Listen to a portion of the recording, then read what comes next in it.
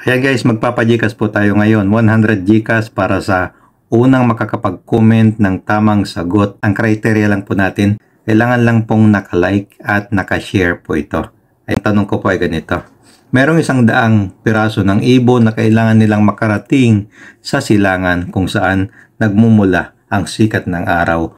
Ang unang ibon na kanilang tour guide ay lumipad na papunta sa silangan para baybayin ang tamang daan.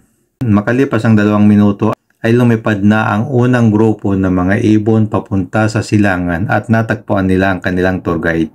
Pagkalipas ng 5 minuto ay sumunod na lumipad ang kalahati ng naunang grupo papunta sa silangan at natagpuan nila ang kanilang tour guide at ang unang grupo ng mga ibon. Ang tanong ay ganito. Ilan ang bilang ng unang grupo na lumipad papunta sa silangan at ilan ang bilang ng pangalawang grupo na lumipad papunta sa silangan? Ang unang makasagot ng tama na naka-like at share ay makakatanggap po ng 100 GCash.